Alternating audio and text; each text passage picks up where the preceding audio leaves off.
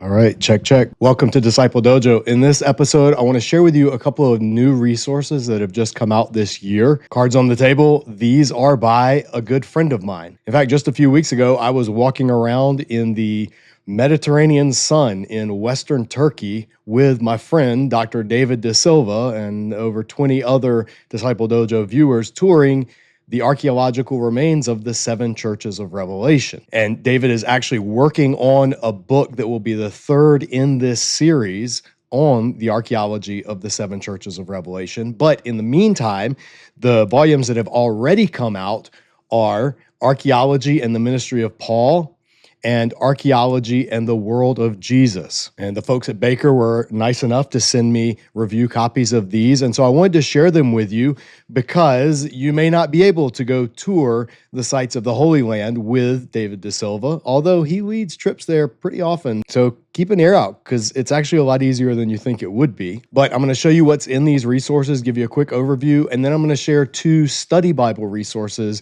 that might be helpful if you are interested in this whole concept of biblical archaeology. So as we jump in, you guys know the drill. If you haven't already subscribed, we really, really appreciate it if you just tap that little subscribe button and enable notifications, that little bell icon. Click that when you subscribe. 2 ways, quick, painless, completely free, and it really helps this channel out. All right, let's take a look at David's resources.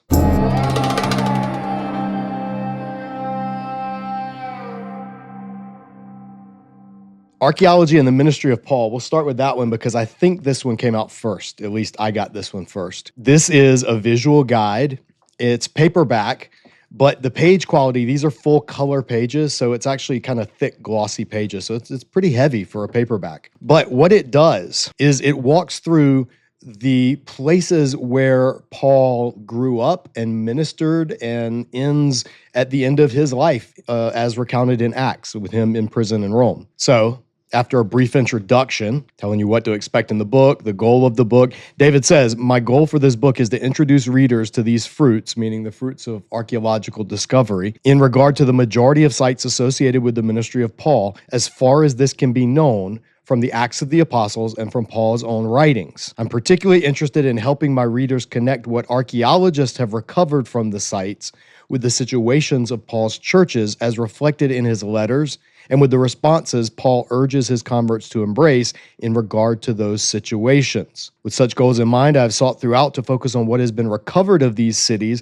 as Paul would have encountered them during his lifetime, and only rarely to draw on finds from late 1st or early 2nd centuries AD or beyond. As a result, the reader should not expect a comprehensive guide to these sites, but rather a focused exploration of the relevance of these sites for the writings, ministry, and communities of the Apostle Paul. We'll walk together alongside Paul, as it were, through Philippi, Corinth, and Ephesus, as he would have encountered them, and as his converts would have continued to encounter them as they sought to embrace a new way of life in the midst of the old structures and their supporters. I have in mind as my audience primarily those who might never be able to visit the sites firsthand, since travel is expensive and often physically demanding. I can attest to that. Our 7 churches trip was brutal, but that could also be because I got sick with COVID on the 2nd day and am still recovering a few weeks later. But anyway, that's what the purpose of David's book is. And then it just goes section by section.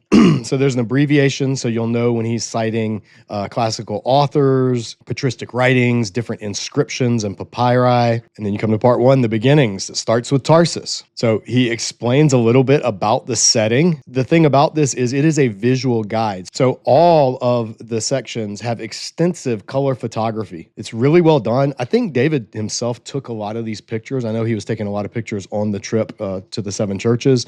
So most of these, not all, but probably most, come from him, and they're really good.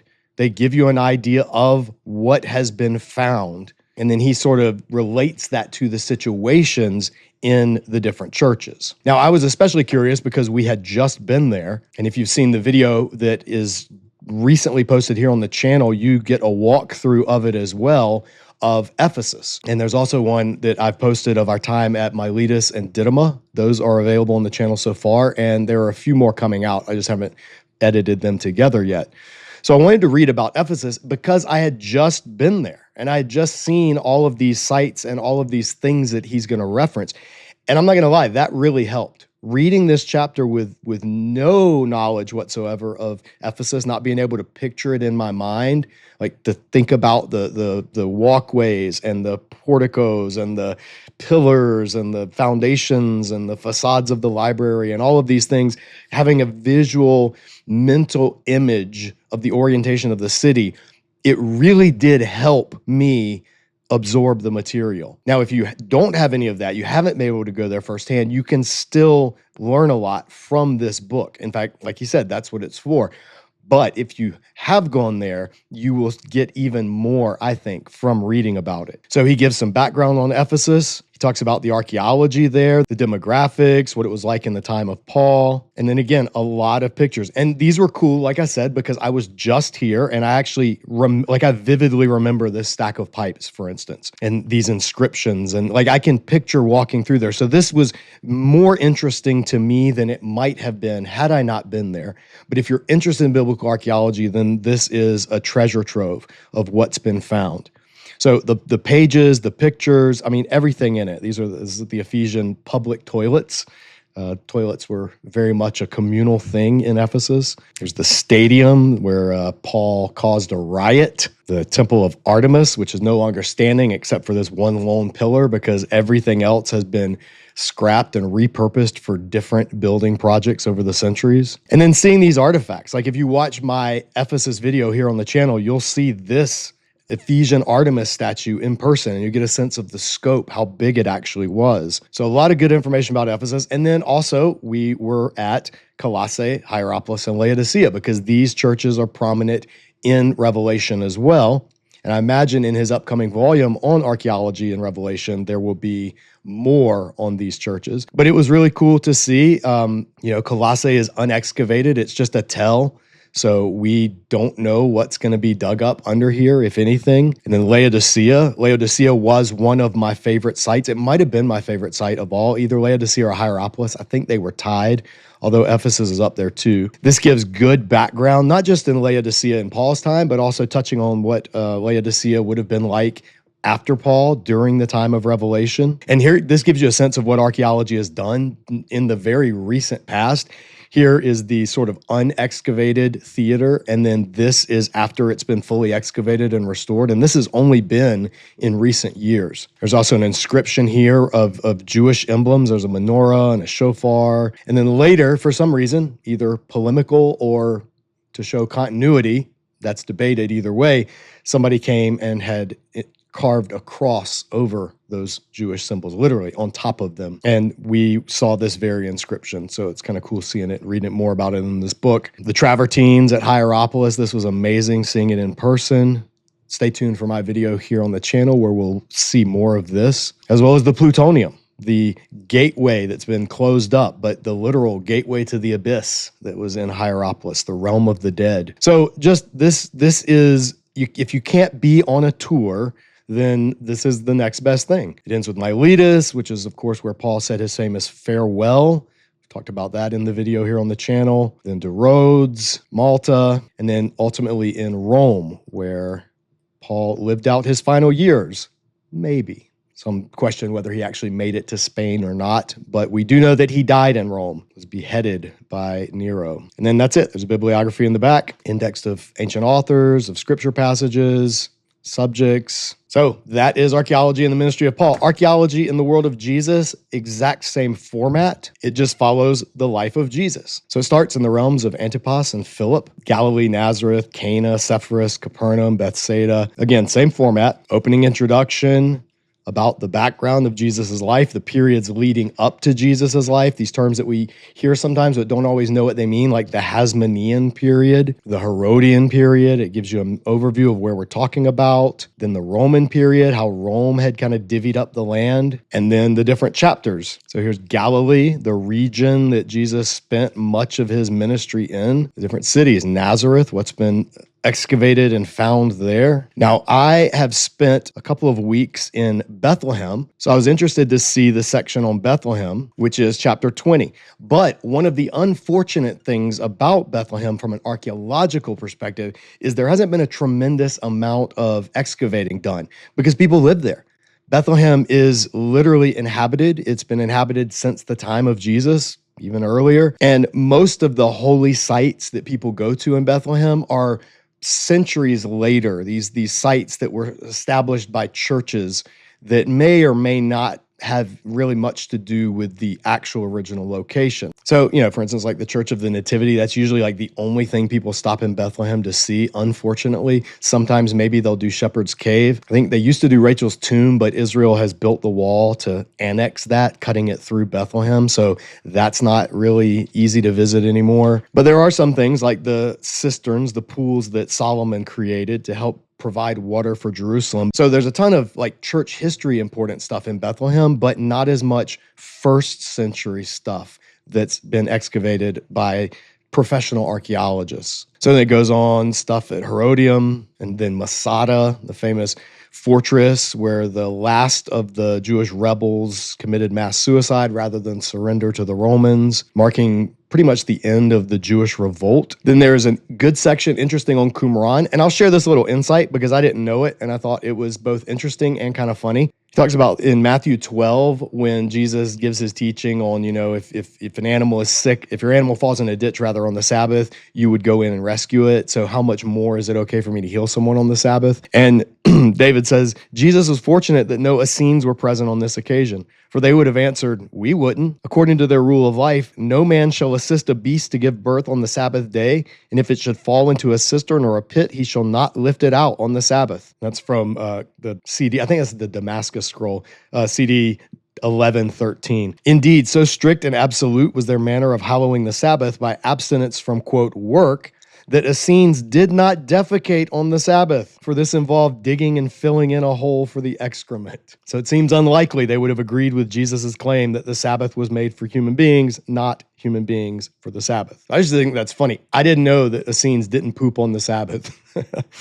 And then he goes on to talk about, though, obviously the writings of the scrolls, the Dead Sea Scrolls, of course, and then how focused they were on water. There was a tremendous water system and a series of mikvot that you can see when you go to Qumran today. There's just ritual baths everywhere. They definitely epitomize the idea of cleanliness being next to godliness. So anyway, I just thought that was interesting. There's a whole section on Jericho, and then a lot on Jerusalem, on Herod's temple, because a lot has been discovered and excavated there. And then the wider city of Jerusalem itself. And again, this is going back to the first century, the time of Jesus. And then there's even a section on the Via Dolorosa, the road that Jesus walked traditionally in Jerusalem carrying the cross. And then after that, he concludes with a chapter on Emmaus, one of Jesus's last visits before his ascension into heaven. And then same thing as the other, bibliography, index of names, scripture index, and the subject index. So that is Archaeology in the Ministry of Paul and Archaeology in the World of Jesus. So I'm going to put links to where you can find these.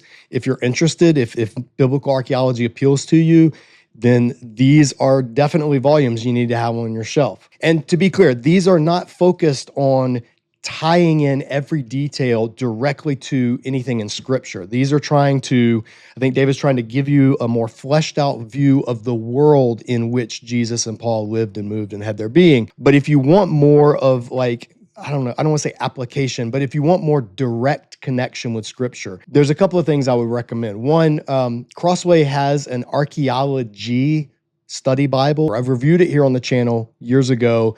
I actually gave my copy away on one of our live streams, but it's by Crossway. It's in the ESV translation, and it has some good background on biblical archaeology. I think an even better choice, though, is the Archaeological Study Bible by Zondervan. As you've seen on my video here on the channel, this is sadly out of print. I am still waging my one-man crusade to get Zondervan to republish this because this is a phenomenal resource. Everything from the layout to the articles to the pictures to the ancient Near East background essays. I love everything about this Bible. If you are into biblical archaeology, this is my first recommendation. Sadly, it's out of print. Zondervan, get your act together, bring this back. You can still find copies of this in used bookstores and on eBay. I don't know for how long, but I regularly have people messaging me saying that they came across one of these. So I wholeheartedly recommend it, as well as a newer and still in print resource, which is Zondervan's Cultural Background Study Bible. This is the closest thing currently on the market to the NIV Archaeological Study Bible. And it's really good. It comes in a couple of different translations. I think NIV, New Revised Standard, maybe King James or New King James as well. And it, like the others, full color pictures, essays, archaeological background. This is a great resource. So if biblical archaeology interests you at all, these are things you need to know about and have access to on your shelf. I hope this review was helpful. I am looking forward to David's third volume when it comes out, Archaeology and Revelation, especially since I was there as he was doing some of the work for it. So take a look at these. And if you know of any other good biblical archaeological resources, feel free to share those in the comments below. Don't share links to YouTube videos or hidden mysteries of the Bible or any of the sensationalist, oh, they found Noah's Ark or any of that. That is 99.9% nonsense. But if you have real, like peer-reviewed, actual, substantial archaeological resources that you think Dojo viewers would need to know about, definitely share those in the comments below. Hope this was helpful. If it was, we'd love for you to, if you haven't already, hit that subscribe button. And yeah, thank you guys for supporting the Dojo. Stay tuned for more resource reviews, interviews with different authors and thinkers and people in ministry doing cool stuff. That'll do it for now. We'll see you back here next time at Disciple Dojo. As always, in the meantime, keep training.